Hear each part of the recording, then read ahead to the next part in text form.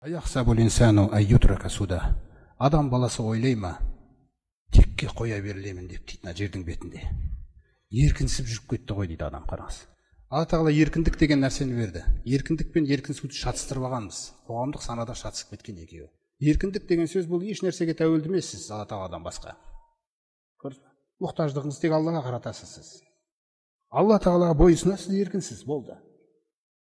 А еркінсу деген сөз өзім білем не істесем деген сөз да.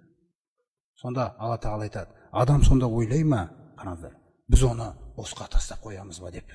Ойыңа келгенін істей бер, өлесің жоқ болып кетесің деп. Жоқ. Ол босқа тастап қойдық деп ойлай ма дейді. Сен түгіл. Алла тағала Құранда айтады, аузу биллахи минаш шайтанир раджим. Жаңағы ва ма халақнас сама вал арда ва байнахума лағибин. Біз көкті де, жерді де, және оның екі арасындағы нәрсені де ойнап жаратқан жоқпыз дейді. Қараңыз қалай түсіндіріп отыр. Сосын мынандай сөзге дейін айтқан ғой Алла тағала. Адам түсінсін деп айтып отыр да оны. Кемшілік сипаттардан пәк Раббымыз. Лау арадна наттахиза лахван. Егер де біз бір ермекті қаласақ еді дейді. Қараңыз. Латтахазнаху мин ладунна ин кунна фаилин. Егер істеуші болсақ, біз оны өз құзырымызда жасай салар едік қой дейді. Бірақ біз олай істемейміз дейді. Біз керісінше былай істейміз дейді. Вәл нақзифу бил хаққи алал батили. Біз мына Құранды түсіреміз да, Мұхаммед пайғамбар саллаллаху алейхи вассаламның аузынан шығарамыз да, аналардың сөйлеп жүрген жалғанын тарс еткізіп ұрамыз дейді. Құранның аятымен. Фаядмағуху. Сонда ол жалғанды езіп жібереді дейді. Фаиза хуа захиқун. Сөйтіп жалған сана кетіп қалады дейді адам санасында. Уалакумул лаулу мимма тасифун. Ал сендерге қайғы болады дейді оларға. Алла жайында, ақырет жайында неше түрлі өздерінің ойларына келген сөздерді, сипаттарды айтып жүргендіктері үшін. Адам босқа жаралған жоқ. Құрметті жамағат, сондай-ақ біз, мысалы айтайық, Алла тағала тура жолға салғаннан кейін біздің өзімізге де бір ескертуді айтады Алла тағала. Анкабут сүресінің басында айтады, алиф лам мим ахасибан насу. Адамдар есептей ма, ойлай ма? Қараңыздар. Ан ютраку. Тастап қойыламыз деп. Ан яқулу аманна. Иман келтірдік дегеннен кейін тастап қойыламыз деп ойлай ма? Вахум ла юфтанун. Біз оларды сынамаймыз ба деп? Біз әлбетте сынаймыз дейді, сендерді деп бізге де айтып отыр.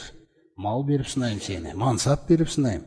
Сен өмір бақи емтиханнан өткізем дейді сені. Көрдіңіз бе? Ана иманыңды пісіру үшін сенің. Сөйтіп биік дәрежеге қарай көтеру үшін. Сен соны түсініп ал дейді. Сынақтың не үшін саған келетінін. Сондай-ақ күнәларыңнан түк қалдырмау үшін. Көрдіңіз бе? Бірақ тастап қоймайым дейді мен сені де. Иман келтірдім деген сөзіңнен кейін тастап қоймайым дейді мен саған. Көрдіңіз бе? Соқтан Алланың әрбір сынағы ол сізге жәннаттан қалаған дәрежесі. Сіз соны солай қабылдаңыз да. Сол кезде сынақ оп-оңай болып кетеді сізге. Ешқашан Алла тағала сізге жамандық қаламайды.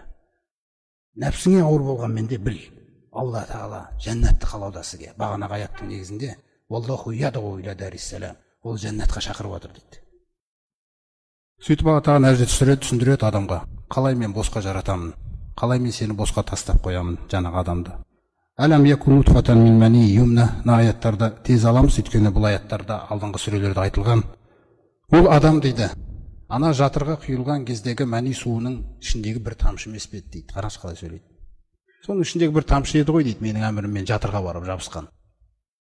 Сосын сол жабысқан жерінде мен оны сүлік сияқты, жаңағы келесі аятында айтады, сумма кана алақа. Сөйтіп мен оны ұйыған қанға айналдырған едім дейді.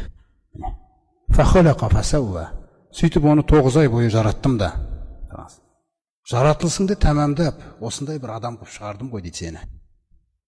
Сосын сен келесіңді айтасың дейді, біз босқа жаралғанбыз деп дегендей. Бір аятта Ясин сүресінде айтады ғой. Ауэлам ярол инсану анна халақнаху мин нутфатин фаиза хуа хусиму мубин. Адам баласын бір тамшыдан жаратып едік, осыған таң қалады-ау деп. Қалай жаратқан, мына субханалла, мына керемет нәрсе ғой, надан қалай жаратты деп таң қалама деп жаратып едік дейді. Ол келді бізге әңгіме айта бастады дейді. Фаиза хуа хусиму мубин. Сондай дауласып, қалай бұл қалай деген сұрақтарды көтеріп жіберді дейді ол. Негізі ол жығыла салу керек еді деді. Көрдіңіз бе? Бұл осылай сендерді жараттық. Фажағала минху заужайни аз-закара вал унса. Сондай-ақ адамды жұп қып, ер мен әйел етіп жасадық дейді. Көрдіңіз бе? Отбасы деген мағынаның өзін мен жараттым деп отыр Алла тағала. Ерлі зайыптылар деген мәселе. Осының барлығын жаратқан менмін дейді. Жалпы сендердің бүкіл пайдаланып жатқан нәрселердің бәрі менікі дейді. Түгел менікі дейді. әрбір пайдаландырып жатқан нәрсенің бәріне есеп алам дейді мен. Тек қана бойсынсаңдар, есеп жеңілдейді. Көрдіңіз бе қандай? Ал айтпесе, ана әрбір су үшін сұрайды Алла Тағала. Әрбір құрма үшін сұрайды. Пайғамбар саллаллаху алейхи айтқандай. Қара құрма мен қара су үшін сұраласың деген ғой Пайғамбар саллаллаху алейхи. Мына намаз, Раббыңызға неғұрлым көбірек бойсынып, көбірек бүйтіп тәуба келіп, қателік жасап жылауға тырысамыз, соғұрлым ананың сұраулар азаяды. Сөйтіп хисабын ясир деп атайды Алла Тағала. Ей құлым, сен осыны істедің ғой деп. Істедім Раббым дегенде, кешірдім сені дегенмен аяқталады екен ол. Неге? Өйткені сен қателік жасасаң да сен мойындап, намазыңды оқып, тәубаңа кеп, жылай білдің, өзіңді өзің сөкілей білдің. Міне, осы адамды тамшыдан жаратқаны, 9 ай бойы жаңағындай ұйыған қаннан жаратқаны. Қараңыз. Одан кейін ер мен ұл мен қызды жаратқан. Қаншама нәрселерді жаратқан Аллах Тағала. Алейса залика биқадирин ала ан юхйил маута. Осының бәрін жасаған Алланың сонда өлілерді тірілтуге құдіреті жетпей қалды ма дейді. Қараңыз. Сонда Пайғамбар саллаллаху бәла деген. О не дегенің Раббым? Сен бүкіл нәрсеге құдіреттісің деген. Осының бәрін жасағанның өлілерді қайта тірілтуге құдіреті жетпей ма сонда деп жатыр Алла Тағала. Сұрақтарындай ақ қойып жатыр да. О не дегенің Раббым деген реакция болу үшін мына жақтан. Соны Пайғамбарымыз бәла деген. Анта ала кулли шайин қадир. Сен бүкіл нәрсеге құдіреттісің. Міне. Иншалла Аллах Тағала осы айтылған сүрелер, аяттардың берекесін берсін баршамызға. Иншалла. Алла Тағала қабыл етсін.